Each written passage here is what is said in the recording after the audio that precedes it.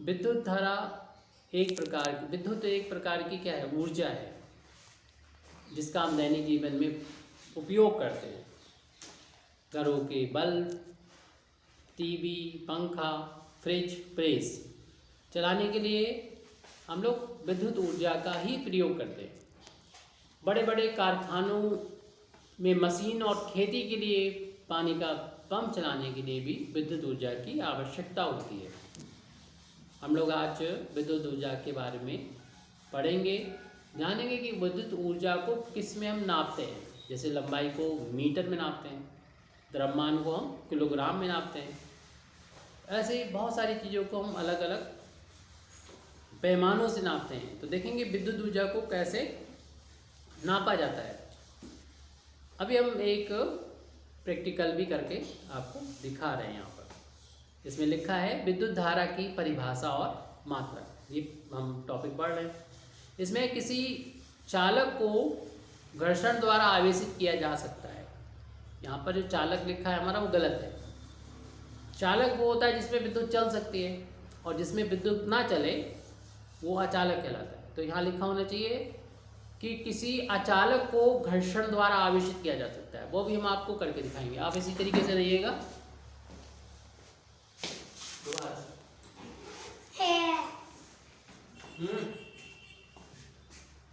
ये प्लास्टिक का बना हुआ कोई भी वस्तु ले लीजिए आप, और इसको अपने बालों से रगड़ लेंगे।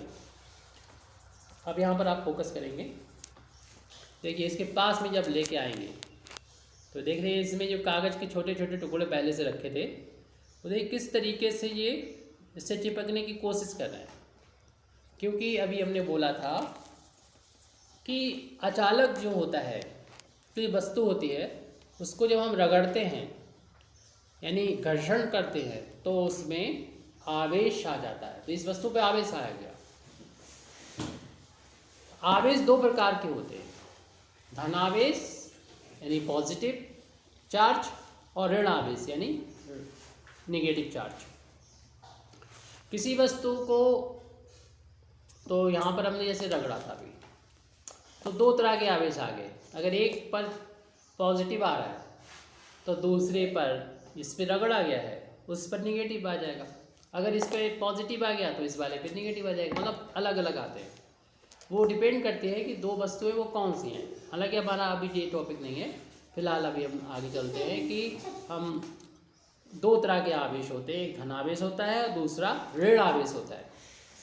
अब जिस पर धनावेश आता है उसका मतलब ये होता है कि उस पर इलेक्ट्रॉनों की हो गई है कमी हो गई, और जिस पर ऋण आवेश आता है इसका मतलब हुआ उस पर इलेक्ट्रॉनों की हो गई है अधिकता हो गई, इसमें इलेक्ट्रॉन ज़्यादा हो गए। तो इलेक्ट्रॉनों की अधिकता होने से उस पर ऋण आवेश कहते हैं कि ऋण आवेश आ गया है। इसका नाम रख दिया गया धन और ऋण। मतलब दो अलग अलग तरह के नेचर हैं, अलग अलग तरह की प्रकृति है आवेशों की, जो एक दूसरे के बिल्कुल विपरीत है। फ्रैंकलिन एक अमेरिकन वैज्ञानिक था, उसने इसके नाम को धन और ऋण से पहचान कर दी। वो ए और बी भी कह सकता था। धन और ऋण इनको थोड़ा सा अलग अलग दूसरे का अपोजिट लगे होंगे तो लिख दिया होगा, एक का धन और दूसरे का ऋण। अब हम लोग आगे चलते हैं। जब धन आवेशित चालक को ऋण आवेशित चालक से तार द्वारा जोड़ा जाता है, यहाँ पर देखो एक को इन्होंने धन आवेशित कर दिया है, जो ए लिखा है वस्तु, रगड़ के किया हो या किसी तरीके से किया हो। दूसरी वस्तु बी है, इसमें बी आवेशित हो गया। तो उसके बाद क्या कहा गया था, किससे जोड़ेंगे। लेकिन ध्यान रहे हमने जब इसको रगड़ा था ये अचालक था, लेकिन यहाँ पर जो है चालक है। चालक का मतलब ये हुआ कि ये या तो लोहे के बने होंगे, या तो एल्युमिनियम के बने होंगे, सोने के बने होंगे, या चांदी के बने होंगे, यानी किसी धातु के बने होंगे। ये दोनों ही ए और बी। लेकिन एक को किसी तरीके से जैसे घिस के रगड़ के चार्ज कर दिया। वो चार्ज करने के कई तरीके होते हैं। ऐसे इसको ऋण आवेश दे दिया, दोनों को पास पास थोड़ी दूरी पर रखा, और फिर तार से जब जोड़ेंगे, उसी चीज़ को हम बता रहे हैं यहाँ पर धन आवेशित चार्ज। हाँ, तो क्या होता है, जब धन आवेशित चालक को ऋण आवेशित चालक से तार द्वारा जोड़ा जाता है तो ऋण आवेशित चालक से इलेक्ट्रॉन धन आवेशित चालक पर जाने लगते हैं। जो इलेक्ट्रॉन होते हैं वो ऋण आवेशित से धन आवेशित पे चले जाते हैं। क्यों? क्योंकि धन आवेशित पर इलेक्ट्रॉनों की कमी है और ऋण आवेशित पर इलेक्ट्रॉनों की अधिकता है, इस पे इलेक्ट्रॉन ज़्यादा हैं। तो यहाँ के इलेक्ट्रॉन चल के इधर आ जाएंगे अगर चलने का रास्ता है। अगर बीच में रास्ता गैप है, यहाँ पर बंद हवा है, तो ये इलेक्ट्रॉन यहाँ पर नहीं पहुँच पाते। लेकिन तब पहुँच पाते हैं जब ये बहुत ही ज़्यादा इकट्ठा हो जाते हैं। ये कब होता है? जैसे आसमान से बिजली गिरती है ज़मीन पर, तो बीच में तो हवा होती है, लेकिन बादलों पे इतना ज़्यादा चार्ज हो जाता है, इतने ज़्यादा चार्ज होने की वजह से वो क्या होते हैं, नीचे ये रास्ता जो है बिल्कुल उनके लिए कुछ नहीं रहता, वो सीधे इस रास्ते को फाड़ते हुए पहुंच जाते ज़मीन के अंदर। तो ये कम चार्ज होता है तब तो एक दूसरे के थोड़ी दूर पे रखें तो यहाँ से इलेक्ट्रॉन यहाँ नहीं पहुँचेंगे। पहुँचाने के लिए एक इनको जिस पे जो चल सकते हैं, इलेक्ट्रॉन किस में चल सकते हैं, जैसे कि बताया धातुएं होती है, लोहा, सोना, चांदी, एल्युमिनियम, यहाँ से चल के वहाँ तक ये पहुँच जाते हैं। तो ये बात होगी हमारी। उसके बाद आवेश के प्रवाह को विद्युत धारा कहते हैं। जैसे ये आवेश, ये जो है इलेक्ट्रॉनों पर आवेश होता है, ये एक जगह से दूसरी जगह जा रहे हैं, यानी ऋण आवेश से धन आवेश की तरफ जा रहे हैं। आवेश के प्रवाह को विद्युत धारा कहते हैं। ये टॉपिक ही ये था, विद्युत धारा की परिभाषा और उसके मात्रक। तो विद्युत धारा किसे कहते हैं? आवेश जब चले इधर से उधर, जैसे अभी बी वस्तु से ए वस्तु की तरफ आवेश जा रहा है, यानी इलेक्ट्रॉन जा रहे हैं, इलेक्ट्रॉनों पर होता है आवेश। आवेश हमने बता दिया क्या होता है, जब हमने खींचा था तो वस्तु पर आ गया था आवेश, दूसरी चीज़ों को अपनी तरफ खींचने की ताकत आ गई थी, इसमें आकर्षित करने की क्षमता आ गई थी।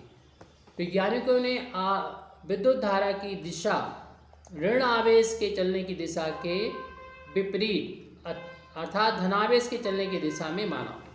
इलेक्ट्रॉन तो चल रहा है इधर से इधर, मतलब ऋण आवेश से धनावेश की तरफ, लेकिन जो वैज्ञानिक हैं उन्होंने विद्युत धारा की दिशा मानी है इलेक्ट्रॉन के चलने की विपरीत दिशा।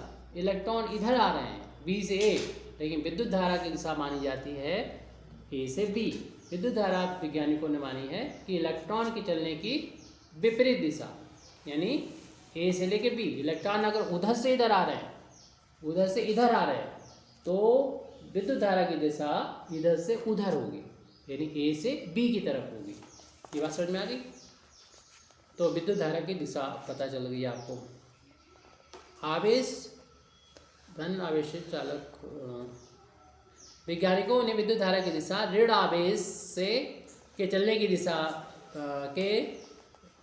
ऋण आवेश की चलने की दिशा के विपरीत तथा धन आवेश की चलने की दिशा में माना गया है।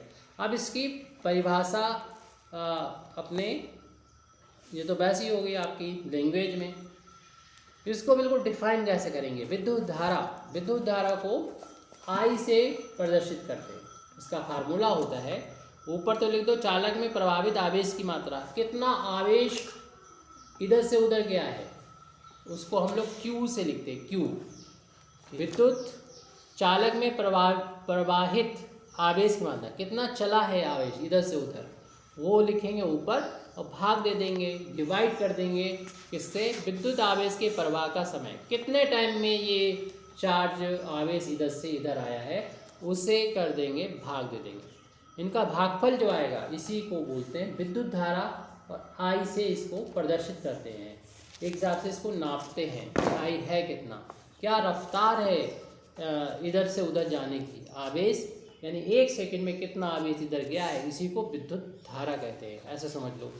अब इसका SI मात्रक जो होता है वो एम्पेयर होता है। SI का मतलब होता है international system of unit. International system of unit जो होता है, पूरी दुनिया में सारे साइंटिस्टों की एक राय होती है कि हम यही मात्रक मानेंगे। वैसे तो लोग अपना अपना पैमाना मान सकते हैं, जैसे फॉर एग्जांपल कोई कहेगा हम लंबाई को ऐसे हाथ से नापेंगे अपनी उंगलियों से, लेकिन कोई आदमी लंबा होता, कोई छोटा होता, उसका हाथ बड़ा होगा, किसी छोटा होगा, तो लंबाइयों में नापने में खेत की लंबाई हो रही, कोई कह रहा इतनी होगी, कितनी, झगड़ा हो जाएगा। तो इससे बचने के लिए सारे साइंटिस्ट मिल जाते हैं और उन्होंने SI यूनिट कहलाती है, उस पर सब एग्री हो जाते हैं हाँ कि हम यही मानेंगे। तो विद्युत धारा का मात्रक जो है वो एम्पेयर माना गया है। विद्युत धारा जो होता है वो एम्पेयर होता है, विद्युत धारा का मात्रक एम्पेयर होता है। यदि Q बराबर 1 कूलाम हो, अभी हम लोगों ने लिया था कि आवेश जो इधर से उधर गया है वो उसको हम Q से प्रदर्शित करते हैं। वो अगर यहाँ से यहाँ तक आवेश गया अगर 1 कूलाम के बराबर हो, आवेश को हम लोग कूलाम से नापते हैं, पिछली कक्षाओं में हम लोगों ने पढ़ा होगा, और टाइम को सेकंड में नापते हैं। और एक आवेश अगर 1 कूलाम आवेश यहाँ से यहाँ तक जाने में, B से A तक जाने में अगर 1 सेकंड लगा हो, तो हम जब इस फार्मूले में रखेंगे ऊपर भी यानी Q की जगह पर भी Q की जगह पर भी 1 रखेंगे, यानी विद्युत धारा बराबर होता है चालक में प्रवाहित आवेश, जिसे Q से लिखते हैं, और नीचे डिवाइड किया गया है जो इसमें समय लगा है, विद्युत आवेश के प्रवाह का समय, यानी यहाँ से यहाँ तक आने में कितना टाइम लगा, तो उसे हमने T से यहाँ लिखा है। लेकिन ये दोनों 1 हो गए, Q की वैल्यू भी 1 हो गई, 1 हो गई, और T की वैल्यू भी 1 हो गई। ऊपर एक यहाँ पर 1 कूलाम है, नीचे 1 सेकेंड है, तो कूलाम बाई सेकेंड, 1 को 1 से डिवाइड करेंगे तो 1 आ जाएगा। लेकिन कूलाम ऊपर है, नीचे सेकेंड है, कूलाम बाई सेकेंड को ही एम्पेयर बोलते हैं, कूलाम बाई सेकेंड को ही एम्पेयर बोलते हैं। एम्पेयर एक वैज्ञानिक का नाम था, एक साइंटिस्ट का नाम था, उन्हीं के सम्मान में इसके विद्युत आवेश के मात्रक को एम्पेयर कहा गया, और इसको कैपिटल A से प्रदर्शित करते हैं।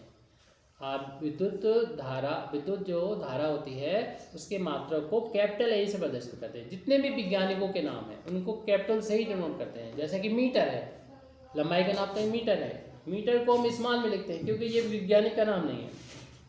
लेकिन अगर विद्युत धारा का मात्रक है तो इसे एम्पेयर A से लिखते हैं। ऐसी बल का मात्रक है, न्यूटन होता है, तो न्यूटन को कैपिटल N से लिखा जाता है, बड़े N से लिखा जाता है, छोटे से नहीं लिखा जाता है।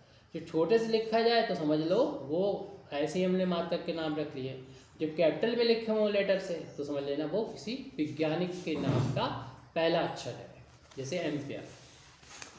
आगे हम लोग पढ़ रहे हैं कि अर्थात यदि, तो जो अभी हम लोगों ने मैथमेटिकली लिखा इसकी उसको लैंग्वेज में ये कहेंगे, यदि किसी चालक में, चालक मतलब ये, यदि किसी चालक में 1 कूलाम आवेश 1 सेकंड में प्रवाहित हो, यानी 1 कूलाम चार्ज यहाँ से यहाँ तक आने में 1 सेकंड अगर लगता है तो उसमें बहने वाली धारा 1 एम्पियर होगी। तो यहाँ पर जो तार में धारा बह रही होगी वो 1 एम्पियर के बराबर होगी। धारा के बारे में देख लो कि धारा 2 प्रकार की होती है, एक होती है दृष्ट धारा और दूसरी धारा होती है प्रत्यावर्ती धारा, जिसको डिटेल में हम लोग बाद में पढ़ेंगे कि दृष्ट धारा क्या होती है और प्रत्यावर्ती धारा क्या होती है। अब हम लोग जो इस्तेमाल करते हैं ज़्यादातर टॉर्च में, ट्रांजिस्टर में, कैलकुलेटर में को चलाने के लिए हम लोग शुष्क सेल इस्तेमाल करते हैं, यानी टॉर्च सेल इस्तेमाल करते हैं, होती तो वो बैटरी है का प्रयोग करते हैं। इसमें तो आपकी दृष्ट धारा इस्तेमाल होती है। मिक्सी, हीटर, फ्रिज आदि पंखा चलाने के लिए जो पावर स्टेशन से विद्युत ऊर्जा प्राप्त करते हैं, बाहर से बिजली आती है पावर स्टेशन से, वो धारा जो होती है वो प्रत्यावर्ती धारा होती है। वो खतरनाक भी होती है प्रत्यावर्ती धारा, दृष्ट धारा इतनी खतरनाक नहीं होती बैटरी वाली, और ये जो होती है प्रत्यावर्ती धारा बहुत तगड़ा झटका लगता है, इससे दूर रहना चाहिए। टॉर्च सेल से प्राप्त धारा दृष्ट धारा होती है, ये बता चुके हम, और जो पावर स्टेशन से धारा उत्पन्न मिलती है वो प्रत्यावर्ती धारा होती है। तो यानी 2 तरह की धाराएं होती हैं। जैसे सिंपली बच्चे भी एक सेल को पकड़ के एक बल्ब को जलाते हैं, उसे करंट नहीं लगता, लेकिन ये वाली लाइट जो हम लोग लेते हैं जो पावर स्टेशन से आती है, इससे करंट लग सकता है, चिपक सकता है, इंसान मर सकता है। इससे बंद कर दो।